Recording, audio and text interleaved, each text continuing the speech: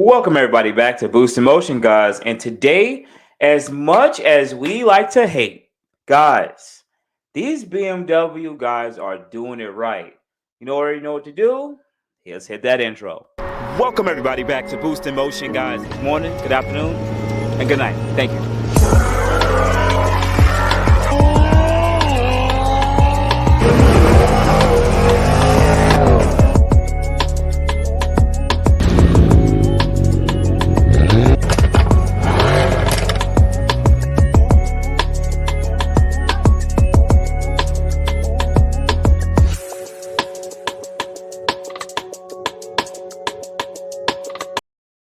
Welcome everybody back. Welcome everybody back to the channel. If you already don't know who I am Boost Emotion, and I am the owner of this Boost Emotion channel. Now, I mainly started off in Infinities, and currently am the owner of a Mercedes C63. But I like to talk about cars that I see in the platform and what's going on, and just give you guys my thoughts. And plus, for anyone who's building their Nissan Z in the future, Q50, Q60, G37, 370Z, I also have a lot of information with the VQ VR. So I'm willing to share and help you guys. So you already know what to do. You can add me at those three: Boost Emotion on IG, Facebook, and Boost Emotion at gmail.com, so I can help you along your automotive journey. Anyway, guys, let's go. Let's jump into it. I want to do a quick screen share. First thing, BMW is knowing what they're doing. As much as we want to hate, we got the VR30 versus the B58 thing. BMW is doing their freaking thing. And the reason why I'm saying that is this: they're coming out with so much high-end cars in the next 2 to 3 years that I'm just like, they have money to just throw at the wall, to literally just burn on fire. Reason being is this. Let's start off number one for the people who probably saw it. The 2022 M4 competition is hitting 2.8 seconds 0 to 60. You guys don't probably care about this because you're like, oh, it's just seconds, it's milliseconds, it doesn't matter. To me, this matters. To a car person, this matters. Reason being is, my GTR owners that might be watching, a couple of you guys, yes, we finally have everyday four-door, two-door cars that are getting GTR performance from 2008, 2009. Okay, cool. Took y'all more than 10 years, right? But now this level of performance can still be obtained by still an average person, especially that you're getting this in what you would call a average car, a little bit above average, right? Because these are supercar numbers, right? So this anyone who doesn't know, M4 M3 uses a S58 motor, all-wheel drive, rear-wheel drive, and/or six-speed manual. These guys are giving us options, right? These car guys are giving us options. You can get an X-Drive all-wheel drive. You can get a rear-wheel drive automatic, or you can get a six-speed manual rear-wheel drive. And you can get that in a four-door, two-door, and I'm going to show you guys next. But you can also get it in a sedan. But look at this. 2.8 seconds in an all-wheel drive. I'm just at this point, I am flabbergasted. This car is literally on a low 11-second car, inline six motor, twin turbo, bi-turbo, whatever it is. I know it's like two turbos. This level of performance, because we're Infinity guys, we're Infinity guys. Even our max effort E85 stock turbo is bringing us right around low 3-second realm. And we're literally right around the time this car is making stock. This is what happens with better technology, better traction control, better tires. It's a better setup. Our Infinities come handicapped, and I get it. We're not going to be supposed to compete with M cars. But knowing that you can obtain this level of performance just in a stock form, it's quite amazing, right? Now, let's move on to the next part. Well, just to share a little information.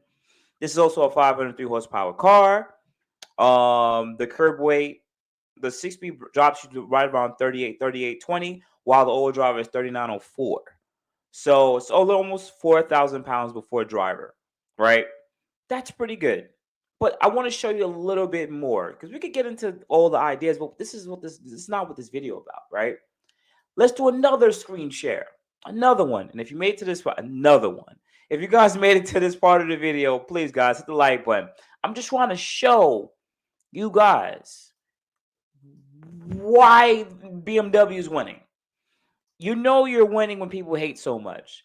They decided to make a touring version. Yes, they made an M3 wagon. You guys can now buy a freaking wagon. And this is so good because most of the people who like, let's say, the hatchback WRXs and Ford, I think it was a Ford Fiesta, or those other cars that come hatchback and are sports oriented, because they basically do everything we want. They got space, they got performance, they all-wheel drive. And now BMW says, hey, let's give you guys a competition with a wagon. Once again, similar performance, built properly. Let me see if there's anything else here that I can share, because it's mainly the same stuff that's in the M4 and M3. Once again, this is saying that you can. It claims that you could do 3.6 seconds. Limited top mile an hour is 155. M driver's package is 174. But look at this car. I I I I, I just can't. I'm just so freaking shocked that we can now get this supercar performance in a wagon, in a coupe, and a sedan. And I want to say this other part to you guys that are watching. They're doing something like what Cadillac did, but Cadillac didn't get much love for it. Cadillac gave us a CTSV four-door, a CTSV coupe, and then they gave us a CTSV sedan. And I thought it was a great mix of cars, but no one really went out there and really bought it. No one jumped into it and was like, "Oh, let's go and get this." No one did. But once again, BMW's winning. I gotta keep sharing this because I'm just wondering. Yo, guys, tell me in the comments if I'm losing my mind here. Am I really like a turn into a BMW fanboy here? But they decided to say, "Hey, you know what? We gave you guys a wagon. We're making great supercar power out of our all-wheel drive. We got 6-speed manual. We got all-wheel drive. We got competition, non-competition. Let's give you guys a CSL. What you guys, CSLs, I think are considered competition sport lightweight.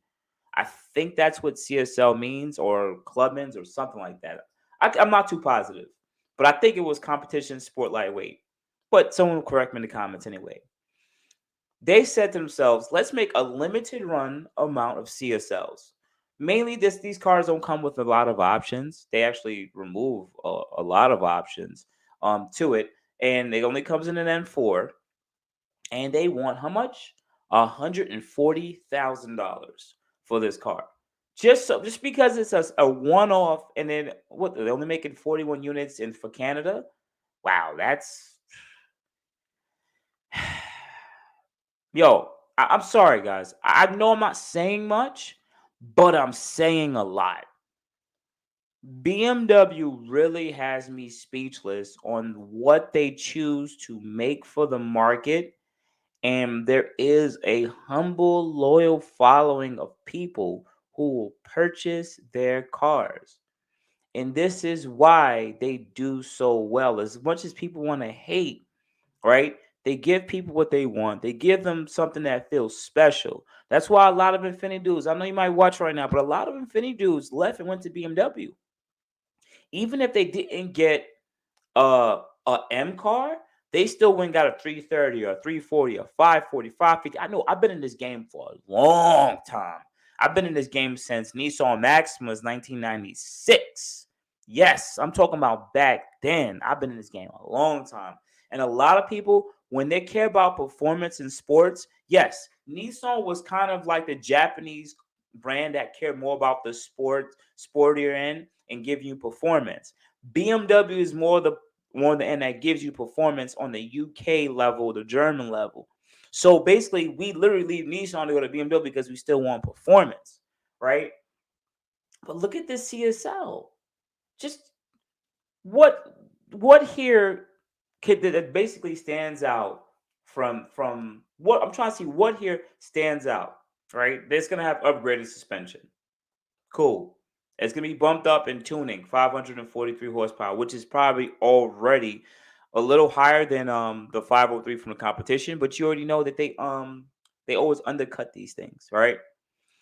It's going to be only two-door, two-seater. We see that already. These seats look freaking amazing. Wow, these carbon bucket seats. I wouldn't want to drive on this stuff all day every day, but and it has a rear seat delete that doesn't even have any rear seats. There's a rear seat delete. It has low slung profile, of course. Fastest production car in BMW's lineup. I'm confused about that. So this M4 CSL is going to be the fastest in BMW's lineup. What about the M5 CSL? I don't believe that. This car is only going to weigh 3,600 pounds. So they cut out about 300 to 400 pounds of weight. I mean, 200 pounds of weight because this car, I believe, is only going to be road drive. There will be no manual, unfortunately. I believe it's going to be automatic, rear drive. 8 speed. Yep, rear drive only. Yep. There would only be three colors. What are the three colors? Three colors are going to be gray metallic, standard Alpine, and black sapphire. And finally, yellow daytime running lights, just to make it just stand out just a little bit more. Let me just stop the screen share, man. Let me stop the screen share because I know you guys really may not even enjoy this video because I'm highlighting a BMW. I get it. I'm highlighting a BMW. You guys like, I want to hear Infinity content. I want to see something else. I don't really care about this stuff, Boost. And I get you, right? I mean, my channel is transforming. I'm doing more talks like this and showing what I'm seeing. And I'm just giving you guys my honest opinion. But all in all, we would have loved for Infinity to do something like this. But they're not a company that brings enough revenue to actually take on these type of projects. This is top tier heavy hitter category. This is why they get to do this. They didn't make a Q60 Black S because oh my god, I don't think we don't want to kill the GTR. But a BMW said we're gonna make a 340, and we'll give it M bits, but we'll still make the M car better and different. You see what I'm saying? Like, and they built it for performance. Nissan didn't care about this type of stuff. This is what this. It's unfortunate, man. It's unfortunate. I'd love to see what these companies are doing, but I really wish that they implemented that Infinity really when they were really doing their thing in the G series. I really wish they kept that up with the Q series and really tried. And I think they really dropped the ball. They really dropped the ball. I understand the finances here, but I'm even gonna say a shout out to my boy Winner. He said it just like this. A lot of us are getting older, right? So the two-door coupes aren't really gonna suffice. The four-door sedans aren't big enough. And even when it comes to the Infinity trucks, right? When it comes to the Infinity trucks, there's not sporty at all. Some of them have CVT transmissions and a four-cylinder turbo, and not even a performance turbo motor. And I understand that they want to appeal to the masses, but it's hard for them to really compete with other manufacturers because other manufacturers are making better crossovers too. They don't understand that the kid that buys they understood this one thing. They understood that the kid that bought the 350Z was like, you know what? I need to get a four-door car. And they went and got a Maxima, right? Something a little bigger for their wife, for their family, daily driver, right? And that person that got that said, you know what? I need a truck. Either they went and got a Pathfinder or they might have went to Infinity and got an FX. That they don't understand that people grew they grew with the brand, but they also choose to stay with the brand for different things because it gave them a good mixture of the sport handling and the sound, and they were very familiar with the platforms. Somewhere between this and the Infinity world, they messed up completely. There was a disconnect because the guy that bought the G37 coupe would have been like, all right, Courtney, something bigger. It might have go to a Q70 or an FX or a QX70 at that point. And once they messed up that mix and said, all right, we got the Q50 here, then we got a QX30 and then a QX50, they threw it off. They should have put my boy Winner said it. They should have put the VR30 and the QX50 when it came out, or the newer one. Put it in the QX50, and or when it came out the QX55, the sportback one, the coupe, whatever they call it, the QX55. Put the VR30 in that. If people would have gravitated to the trucks because they needed more space, but they still wanted the performance. People still come to this brand, Infiniti brand, because the cars look good, but they don't want to drive around in a Maxima sitting high. Like, no one wants to do that. And somehow, some way, they got that disconnection, or they were very afraid on taking chances. And I get it. Stick with what works. Stick with reliability, because of even the QX70 or QX60 has a 3.5 VQ motor, but they now have an 8-speed transmission. Wow, thank you. The car's gonna run well. It's gonna run good, but at this point, it's like, yo, do we really even care that much at this point? When I can go get, what is it? I can go get a X5 or an X4 3-liter for about the same price. I might go down in size a little bit in the car, but then I still have the performance, I still have the prestige, and I'm spending about the same money. People want more bang for their buck, and if they just have to go down in a little bit in sizing to get better quality and more the mixture of driving that they want, they'll do so.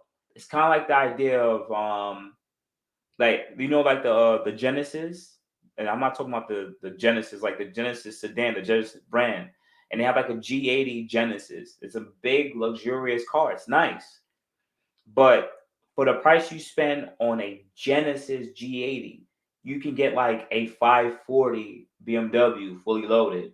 You can get an E300 Mercedes fully loaded.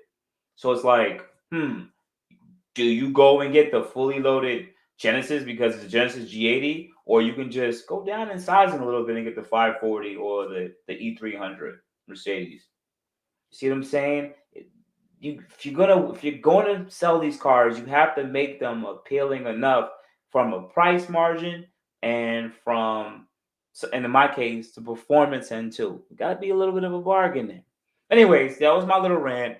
Shout out to BMW, man. They giving people what they want and need. They're giving these guys what they want and need. And as much as some people hate, they're doing their freaking thing. So outside that, guys, you have a good morning, good afternoon, good night. Thank you, guys. I appreciate it. You guys have a good day. Thank you. Thank you, everybody, for watching. Do appreciate you guys. Love you guys very much. You can also check out the 2 links I posted for some of my other videos. Also, on top of that, if you want to purchase some boostinmotion merch, definitely check the link that I posted also. And finally, if you've been watching all my videos and you enjoy them, please hit the link to subscribe to my YouTube.